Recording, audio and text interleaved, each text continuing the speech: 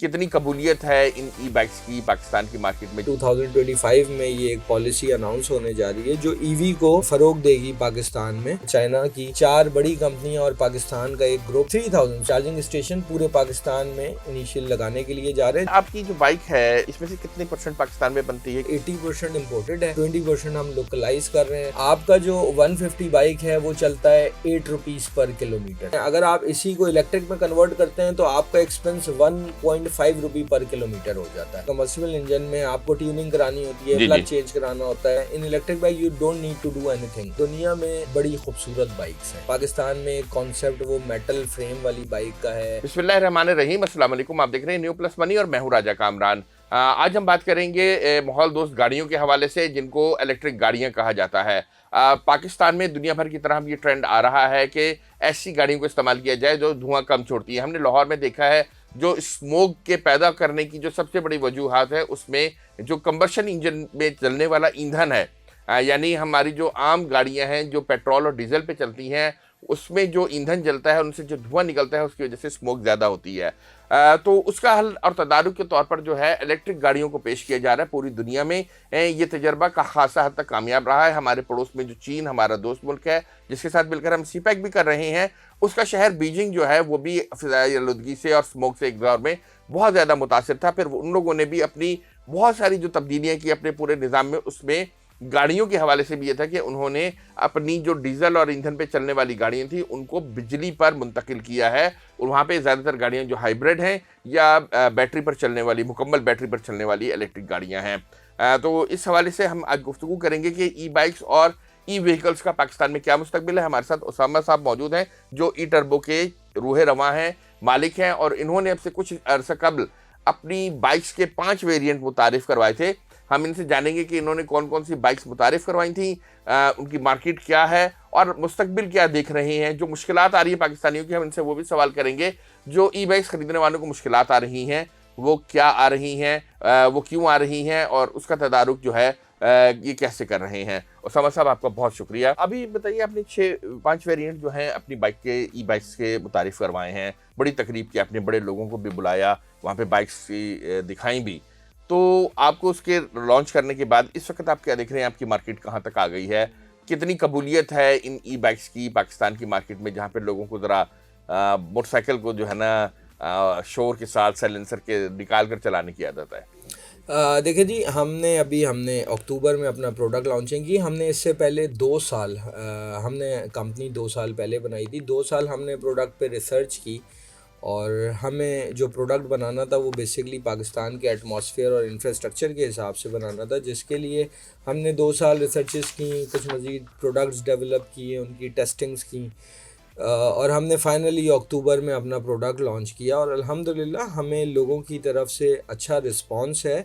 और अभी पाकिस्तान में जो हमारे कंसर्न डिपार्टमेंट्स हैं, ईडीबी है, इंडस्ट्रीज़ मिनिस्टर्स हैं और जो हमारे सेक्रेटरीज़ हैं, गवर्नमेंट ऑफ पाकिस्तान इस पे एक अच्छा इनिशिएटिव लेने के लिए जा रही है। जो हम समझते हैं कि जनवरी 2025 में ये एक पॉलिसी अनाउंस होने जा रही है जो ईवी को फ़रोग देगी पाकिस्तान में, और होपफुली जो है वो एक बहुत बेहतरीन पॉलिसी होगी जो पाकिस्तान की तारीख में पहली दफ़ा बनाई। अच्छा, मुझे बताइए कि बहुत से मसाइल भी हैं सार्फिन को। सबसे बड़ी बात यह है कि अगर मैं बाइक को निकालूं और लंबे ट्रैवल पर जाना चाहूं तो मैं शहर से बाहर नहीं जा सकता। इस वक्त जो जितनी भी ई चार्जिंग गाड़ियां हैं वो ज़्यादातर सिटी ड्रिवन हैं, बाइक्स भी और वो भी। हम बहुत लंबे ट्रैवल नहीं कर सकते हैं। अगर आपको डबल चार्जिंग है तो तब आना और जाना कर सकते हैं। इसके अलावा बैटरी के बहुत से इश्यूज़ आ रहे हैं, तमाम इश्यूज़ आ रहे हैं।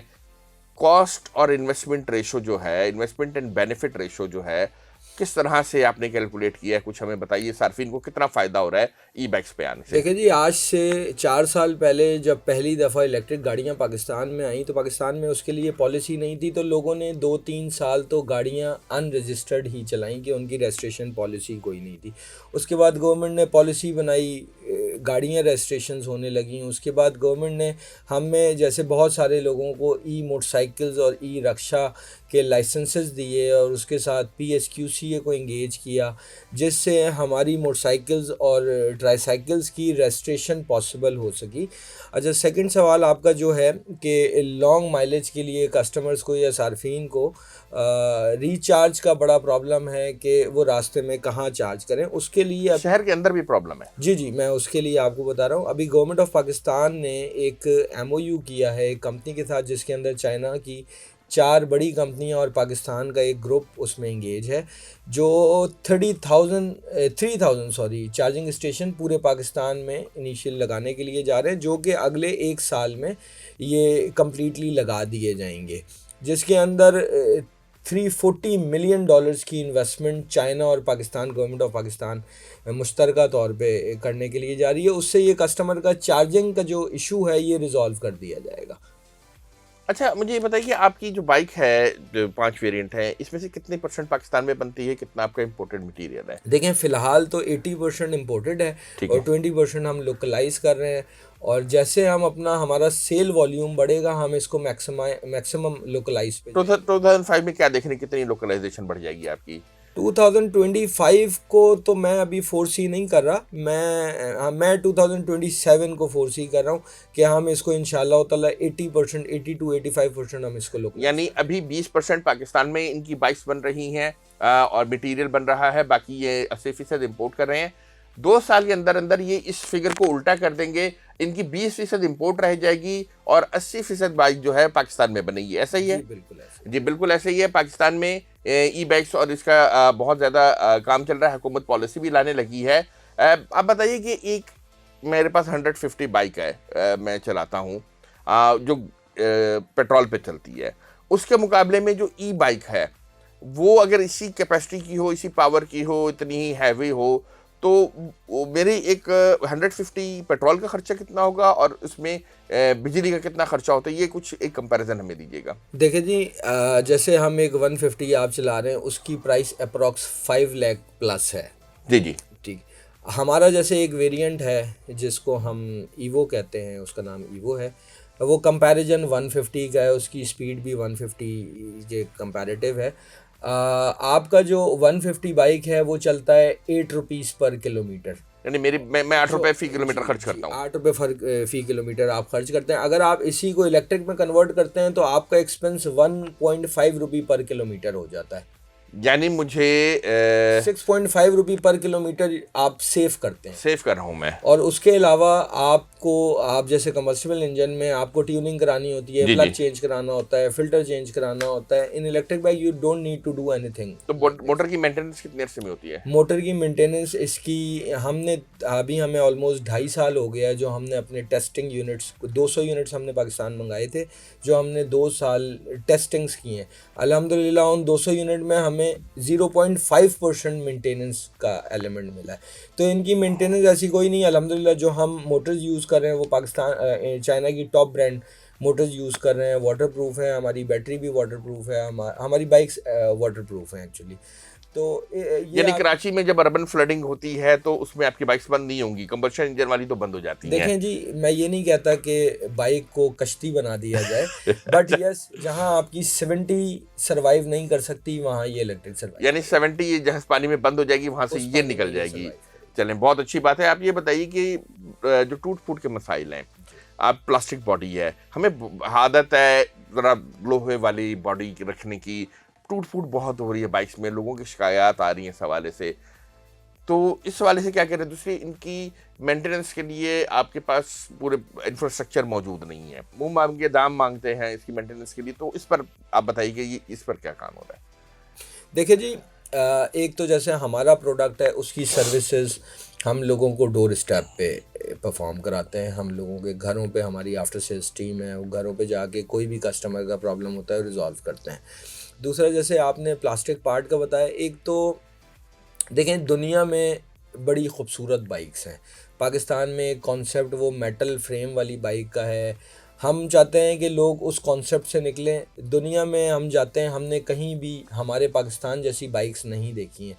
दुनिया बड़ी अपग्रेडेड है, लोग पैसे देते हैं और एक अच्छा अमाउंट जो है लोग पे करते हैं, तो क्यों नहीं लोगों को एक अच्छा प्रोडक्ट दिया जाए। चाइना पे बहुत सारे मुल्कों ने, यूरोप में, अमेरिका ने पाबंदियां लगाई हैं और कुछ पाबंदियां अभी मज़ीद लगने के लिए 20 जा रही जनवरी को ट्रंप साहब आ रहे हैं, जिसके बाद लगता है कि चाइना पर बहुत सख्त तिजारती पाबंदियां ट्रंप साहब हैं। लगाएंगे। बिल्कुल। पहले भी लगी थी और 20 जनवरी के बाद तवक्को है कि वो लग रही हैं। तो तो इस वक्त पाकिस्तान के पास एक अपॉर्चुनिटी है कि हम अपनी एक्सपोर्ट्स को बेहतर कर सकें।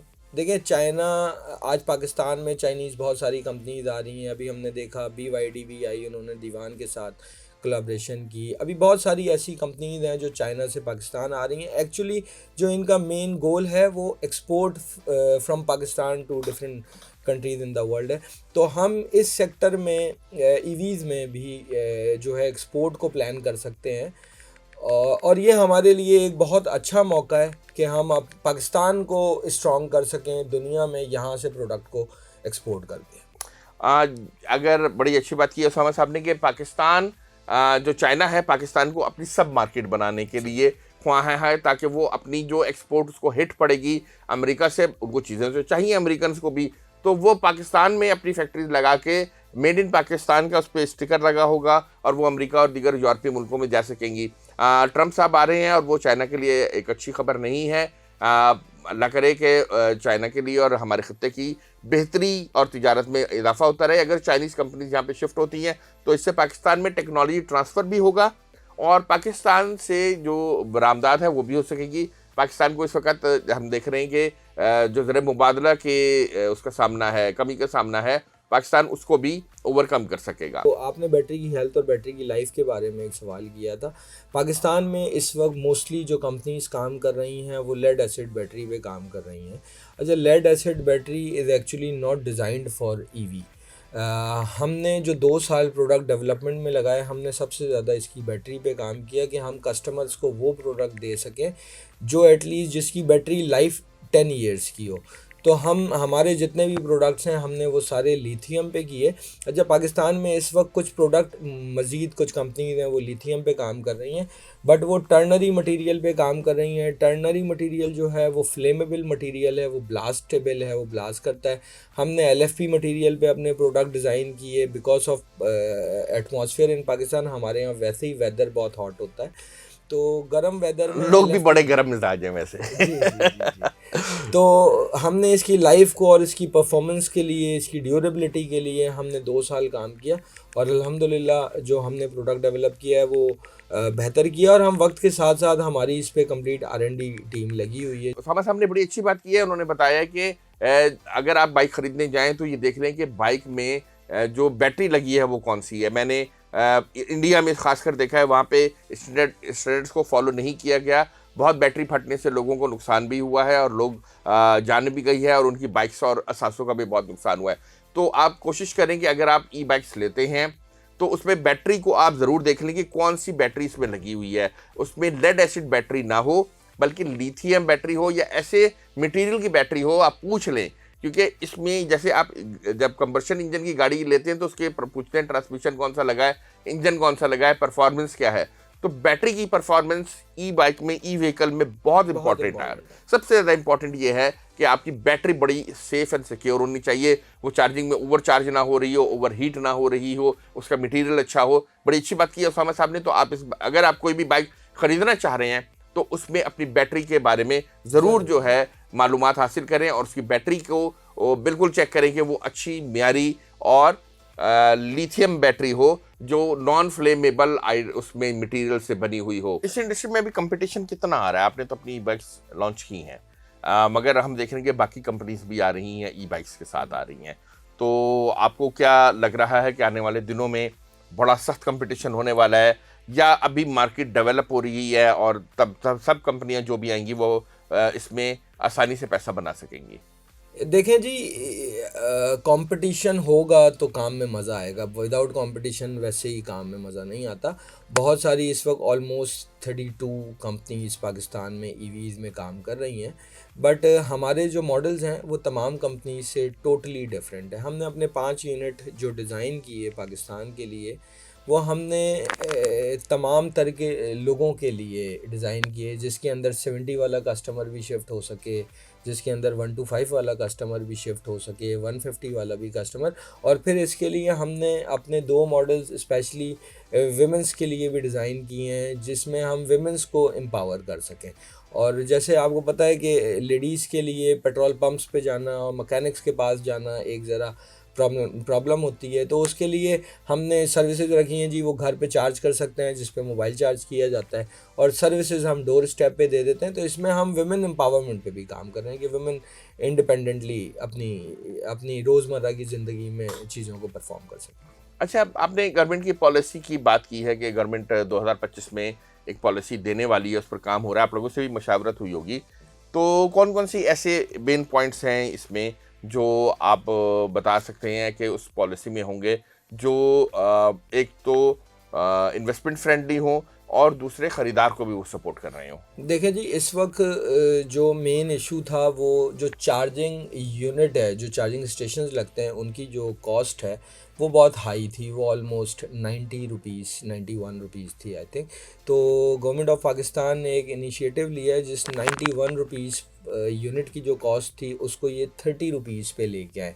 लाइक इन्होंने 60% प्राइस रिड्यूस किया है। सही। तो ये एक बड़ा अच्छा गवर्नमेंट की तरफ से इकदाम है। बाकी गवर्नमेंट इस वक्त हमें बड़ा सपोर्ट कर रही है। गवर्नमेंट चाहती है कि इलेक्ट्रिक पे लोग आएँ, इलेक्ट्रिक पे लोग शिफ्ट हों, और प्रॉब्ली अभी गवर्नमेंट एक स्कीम अनाउंस करने लगी है जिसके अंदर ये सब्सिडाइज भी करने लगे हैं। यानी कि हम देख रहे हैं कि अब पाकिस्तान भी दुनिया भर की तरह जो माहौलियाती आलूदगी है उससे निपटने के लिए अपनी जो ट्रांसपोर्टेशन है उसको कंबशन इंजन से, यानी फॉसिल फ्यूल जलाने वाले, डीजल और पेट्रोल जलाने वाले गाड़ियों से जो है मुंतकिल करना चाह रहा है कि वो आ जाएं, इस पर ई बाइक्स पर आ जाएं और ई व्हीकल्स पर आ जाएं, जिससे जो आपका ट्रांसपोर्ट का निज़ाम है वो उसमें से जो इमिशन खारिज होता है, जो गली कूचे मोहल्ले में हर जगह होता है, और उससे जो है पाकिस्तान की जान छूट सके। खुसूसन जैसे लाहौर जैसे शहर है जहाँ पे बहुत ज़्यादा स्मोक है, उस स्मोक के हल के लिए भी ये बाइक्स बहुत कारआमद हो सकती हैं। इस हवाले से वफाकी हुकूमत सूबाई सतह पर भी बहुत काम हो रहा है। हमारे उसामा साहब भी बहुत इस पर काम कर रहे हैं। उम्मीद है कि पाकिस्तान में जो ट्रांसपोर्ट का सिस्टम है वो बेहतर हो पाएगा। बाइक्स भी इलेक्ट्रॉनिक हो जाएंगी, गाड़ियाँ भी इलेक्ट्रॉनिक हो जाएंगी, और इससे जो है एक नया इकोसिस्टम और एक नया जो कारोबार है और उसकी एक नई जहत जो आएगी। पाकिस्तान भी दुनिया की तरह जो बाइक्स हैं पाकिस्तानी वो भी चला सकेंगे। हमारी तरफ से यही कुछ, आपसे इजाज़त चाहेंगे। अल्लाह हाफ़िज़।